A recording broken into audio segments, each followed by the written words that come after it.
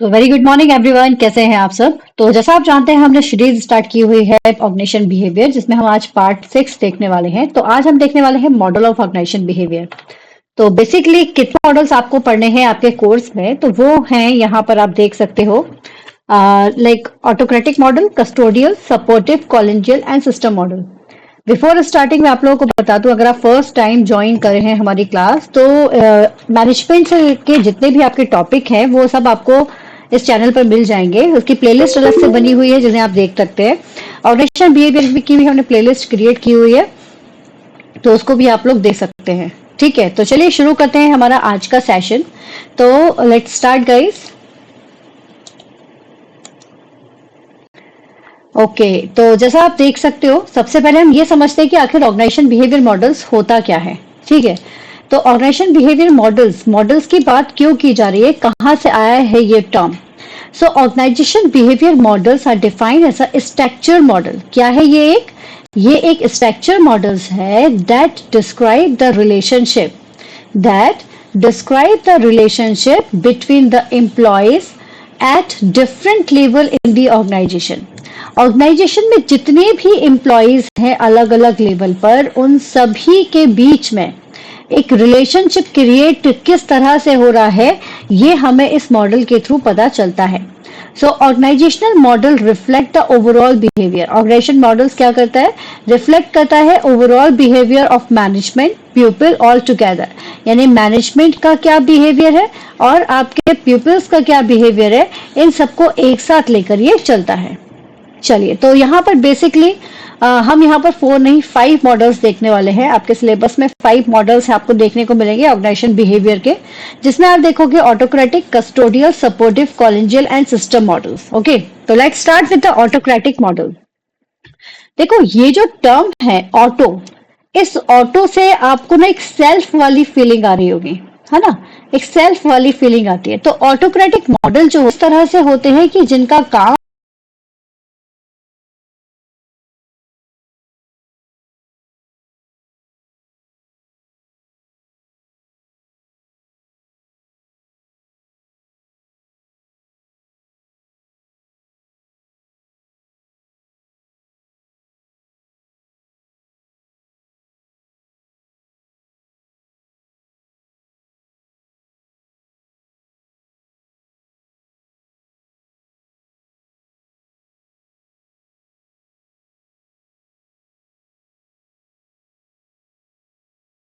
होता है ऑर्डर देना। ठीक है, जिनका काम होता है ऑर्डर देना, और जो एम्प्लॉयज होते हैं वो कुछ इस तरह से होते हैं जिनका काम होता है ऑर्डर्स को मानना, ऑर्डर्स को फॉलो करना। ठीक है, तो ये यहाँ पर सबसे इंपॉर्टेंट चीज है। क्लियर, क्या है सबसे इंपॉर्टेंट चीज, कि मैनेजर का काम है ऑर्डर देना और एम्प्लॉय का काम है ऑर्डर मानना। तो the psychological result for employees is dependence on their boss। यहाँ पर जो रिजल्ट होता है वो डिपेंड करता है बॉस के ऊपर, कि बॉस क्या बोल रहा है, बस उसी चीज को इनको फॉलो करना है।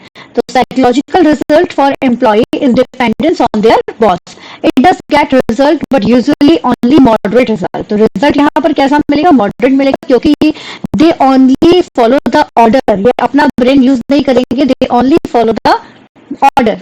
Okay, the main weakness is its high human cost. इसमें ह्यूमन कॉस्ट बहुत हाई लगती है। अब इस ऑटोक्रेटिक मॉडल को अगर मैं शॉर्ट में आप लोगों को कुछ चीज बताऊं, तो पहली चीज होगी कि डिपेंडेंस ऑन पावर। ये पावर के ऊपर डिपेंडेंस होते हैं। मैनेजर ओरिएंटेशन जो होता है वो अथॉरिटी के बेस पर रहता है। एम्प्लॉय ओरिएंटेशन जो होता है वो ऑबिडियंस होता है। मैनेजरल ओरिएंटेशन यानी कि मैनेजर जो है वो अथॉरिटी बताता है, एम्प्लॉयज जो है वो ऑर्डर फॉलो करता है ना, आज्ञाकारी होता है। Employ psychological result depend on boss. Employees का जो साइकोलॉजिकल रिजल्ट है वो बॉस के ऊपर डिपेंड करता है। एम्प्लॉयज की नीड मेक इट सब्सटेंस। ठीक है, ये कैसी होती है, सब्सटेंस होती है। परफॉर्मेंस रिजल्ट जो होता है वो मिनिमम होता है है ना, जैसे कि डिफेंस में होता है डिफेंस टीम, बिकॉज यहाँ पर officer hold the power and authority to obey them and the soldiers are just obedient, and यहाँ पर वो क्या करते हैं, ऑर्डर्स को फॉलो करते हैं। अब नेक्स्ट बात की जाए कस्टोडियन, जब इसमें ना धीरे धीरे धीरे धीरे टीम वर्क बढ़ता जाएगा, तो कस्टोडियल में ऑटोक्रेटिक से थोड़ा सा इम्प्रूवमेंट होगा। यहाँ पर बेसिकली अगर देखा जाए तो एम्प्लॉइज जो है वो थोड़े से ऑर्गेनाइजेशन से जुड़े हुए आपको दिखाई देंगे। देखिए, this model focus the better employ satisfaction. ये मॉडल किस पर फोकस करता है, better employ satisfaction. Okay, better employ satisfaction पर ये फॉलो करता है। यहाँ का जो इंपॉर्टेंट टर्म है दैट इज कि एम्प्लॉयज को सेटिस्फैक्शन भी मिल जाए और साथ ही साथ सिक्योरिटी भी मिल जाए। ठीक है, एम्प्लॉय क्या चाहता है, एक तो सेटिस्फैक्शन और एक सिक्योरिटी। ठीक है, इस मॉडल का मेन फोकस है better employ satisfaction and the security. The organization satisfy and the security and welfare. Organization satisfy the security and welfare need of the employ. Organization क्या कर रहा है, सेटिस्फाई कर रहा है सिक्योरिटीज को, welfare need of the employees. Employees की security welfare को ये क्या करता है, ये यहाँ पर आपको देखने को मिलेगा कि ये इसको सेटिस्फाई करता है, इसलिए इसे कस्टोडियन मॉडल्स के नाम से जाना जाता है। ओके, तो यहाँ का जो इंपॉर्टेंट टर्म है वो क्या हो जाएगा बच्चों, तो दैट इज दी, एक तो हो गया कि इट्स सेटिस्फाई, ये क्या कर रहा है, ये सेटिस्फाई कर रहा है एम्प्लॉयज की नीड को, एज वेल एज एम्प्लॉयज को यहाँ पर सिक्योरिटी भी मिल रही है, इसलिए ये ऑर्गेनाइजेशन के साथ में ज्यादा जुड़े हैं। So this model leads the employee dependence on the organizations rather than the boss. एक important चीज है कि यहाँ के जो employees होते हैं they depend on the boss. Sorry, they depend on the organization because organization provide them satisfied and security. Okay, satisfaction and security provided by the organization. So employees basically depend on the organization. They are not depend on the boss. ये boss के ऊपर depend नहीं होते हैं. So as a result of economic reward and benefit, employees are happy and contenting, but they are not strongly motivated.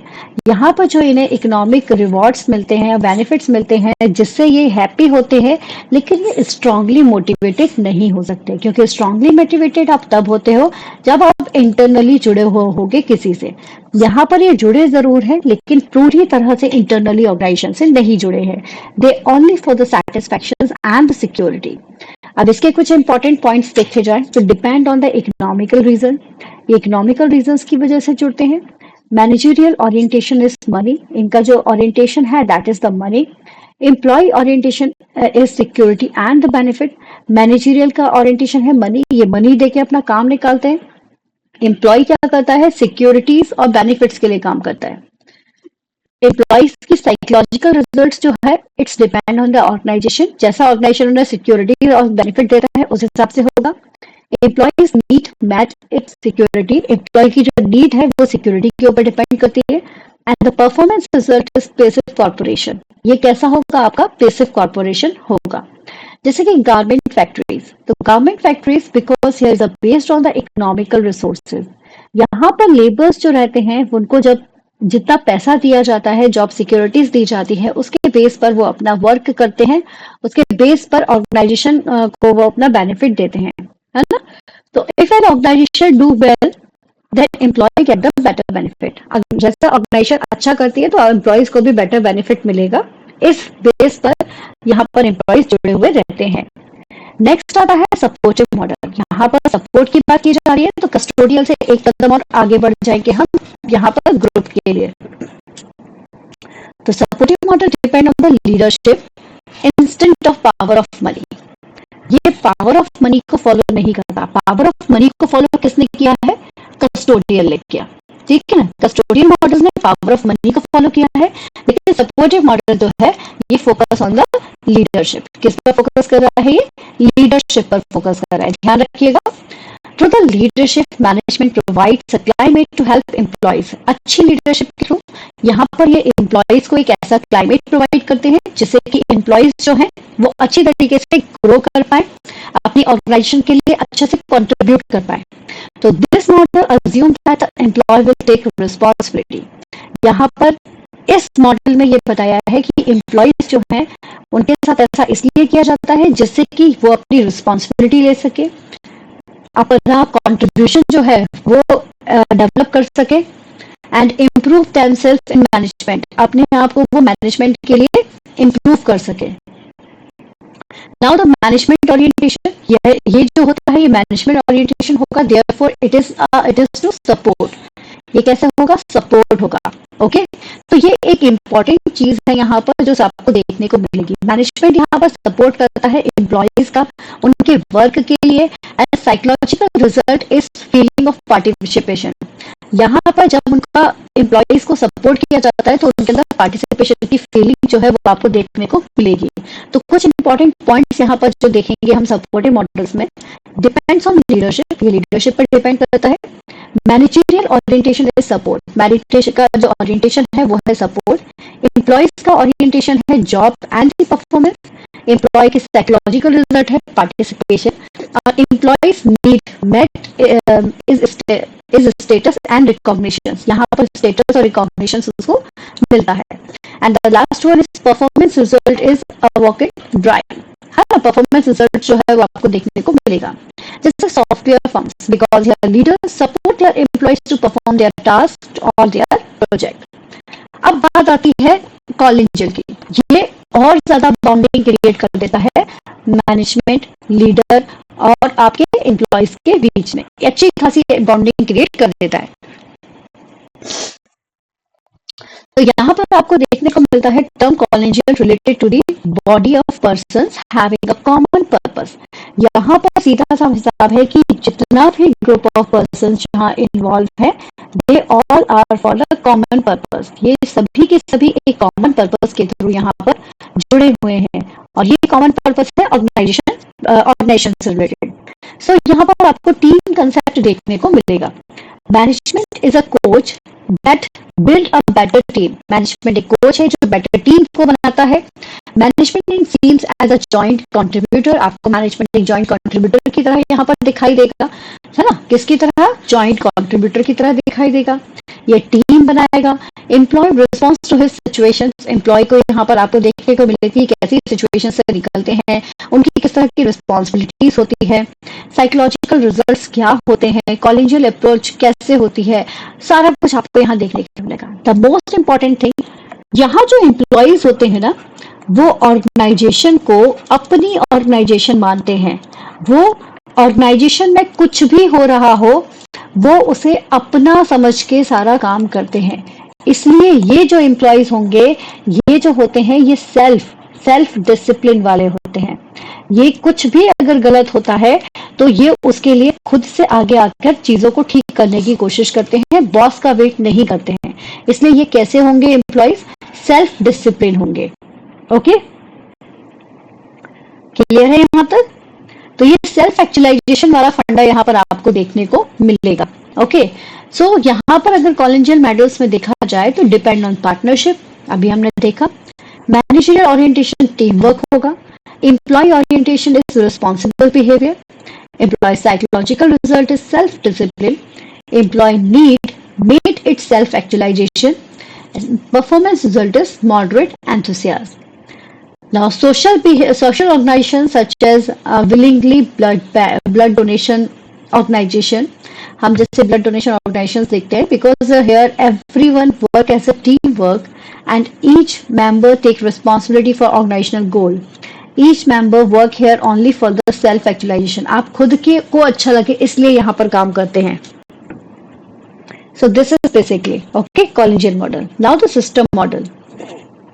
This model based on the trust, self-motivation and the performance result will be more than expected because employees will be committed to do their tasks as expected and as well as organizational goal. यहाँ पर जो employees होते हैं, ये जो काम करते हैं, वो एक तरह से committed रहते हैं अपने work के लिए और organizational goals को achieve करने के लिए ये work करते हैं. तो यहाँ जो सिस्टम मॉडल्स आपने को देखने को मिलता है वो है depend on trust, community, understanding. ठीक है. मैनेजरियल ओरिएंटेशन होगा caring and compassion. Employ orientation है साइकोलॉजिकल ओनरशिप. है ना, मतलब उनका माइंड सेट है इस तरह का कि मेरी ऑर्गेनाइजेशन है, मैं अपनी ऑर्गेनाइजेशन के लिए काम कर रहा हूँ। Employee psychological result is self-motivation. Employee need made is wide range, and performance result is passion, commitment, organizational goal. Some corporate firms which are based on trust or community where employees are self-motivated and committed for their organizational goal. Okay तो अभी हमने क्या क्या देखा कि हमने ये पांचों मॉडल ऑटोक्रेटिक, कस्टोडियल, ठीक है, आपने ये सारे के सारे आपने जो मॉडल्स देखे हैं, है ना, autocratic, custodial, supportive, collegial and system models. तो ये सारे के सारे जो मॉडल्स हैं ये इंपॉर्टेंट है आपके एग्जाम पर्सपेक्टिव से, आप इनको अच्छे से पढ़िए।